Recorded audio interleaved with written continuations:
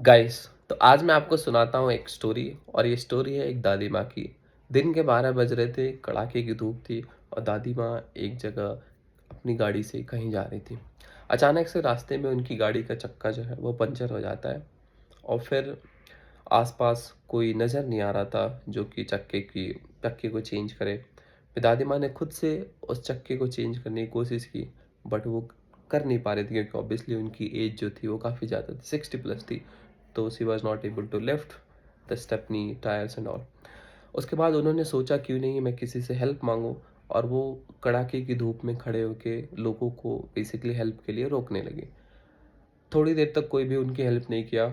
5-10 minute के बाद एक लड़का वहाँ पहुँचा और उसने दादी माँ की हेल्प करने के लिए बेसिकली दादी माँ ने उनसे हेल्प मांगा। एंड उस लड़के ने हेल्प करने के लिए हाँ कर दिया। फिर उसने देखा कि दादी माँ काफ़ी परेशान लग रही थी क्योंकि कड़ाके की धूप थी, उनकी कभी आदत नहीं थी धूप में खड़ा होने के लिए। तो लड़के ने बोला कि दादी आप गाड़ी के अंदर बैठ जाइए, एसी चला लीजिए और मैं बाय द टाइम आपकी जो स्टेपनी है उसको मैं चेंज कर देता हूँ। बट दादी माँ ने बोला कि नहीं मैं भी तुम्हारी हेल्प करूँगी। बट लड़के ने बोला कि नहीं नहीं आप रेस्ट कीजिए, मैं अकेले ही इसको चेंज कर दूँगा। फिर लड़के ने बड़ी ही मेहनत करके उस गाड़ी की स्टेपनी को ऑब्वियसली चेंज कर दिया। और ये सब मंजर दादी माँ देख रहे थे। फिर दादी माँ ने सोचा कि क्यों नहीं ये लड़का इतने मेहनत करके लाइक मेरी गाड़ी का चक्का चेंज किया है, जहाँ कोई हेल्प नहीं कर रहा था वहाँ इसने मेरी हेल्प की है। और मेरे पास पैसे की भी कोई कमी नहीं है, बहुत पैसा है। तो क्यों नहीं मैं इसको कुछ इनाम देती हूँ। तो उन्होंने फिर $500 का एक चेक काटा और उस लड़के को बेसिकली उन्होंने ये चेक पकड़ाने की कोशिश की, बोली कि बेटा ये मेरी तरफ से इनाम है, रख लो। बट उस लड़के ने बोला the objective of my life is to help other, when I help other I feel happy.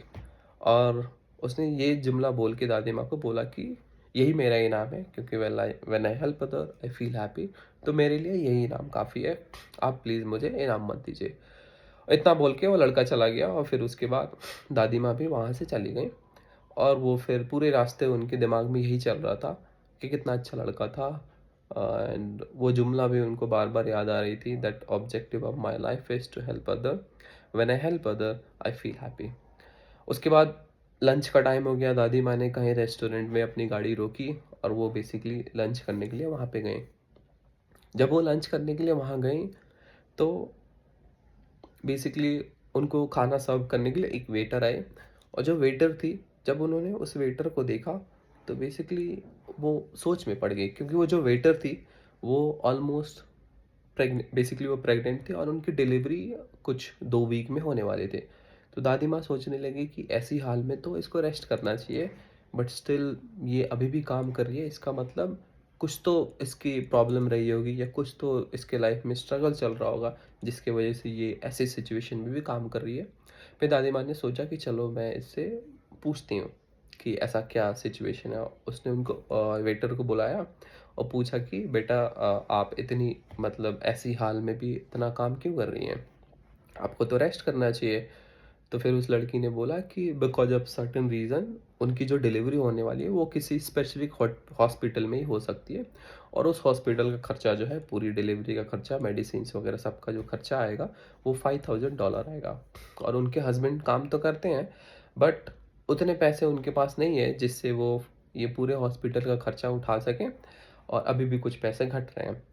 तो दादी माँ ने सोचा कि मैं ऐसे भी वहाँ पे $500 इनाम दे रही थी, चलो इसको मैं $5,000 इसको ही दे देती हूँ। तो उन्होंने फिर $5,000 का चेक काटा और उसको एक लिफाफे में पैक किया। और उन्होंने इस लिफाफे को उस लड़की को पकड़ा दिया और बोला कि ये लिफाफा यहाँ मत खोलना, घर पे जाके खोलना।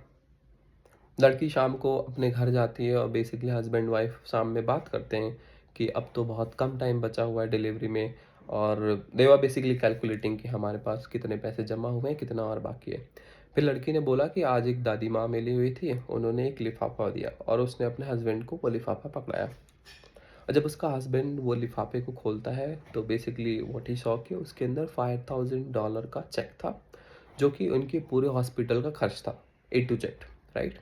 और उसके अंदर एक जुमला भी लिखा हुआ था और वो ये लिखा था कि the objective of my life is to help other, when I help other I feel happy.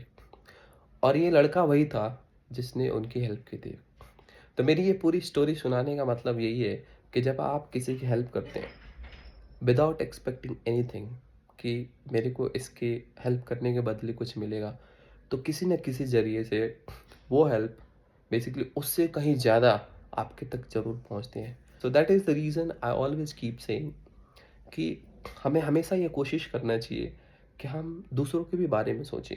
हम कैसे दूसरों की लाइफ़ को भी अपग्रेड कर सकें। क्योंकि जब आप किसी दूसरे की लाइफ़ को अपग्रेड करने की कोशिश करते हैं ना और दूसरे के बारे में अच्छा सोचते हैं, तो आपका अच्छा ऑटोमेटिक हो जाता है। तो जब आपकी नीयत किसी दूसरे की हेल्प करने की होती है, सेल्फलेस, आप ऑटोमेटिक अपने लाइफ़ में काफ़ी अच्छा करने लगते हैं। सो येस, बस मैं फिर से at the end same message repeat करना चाहूँगा that the objective of my life is to help other. When I help other, I feel happy. Thank you. Bye bye.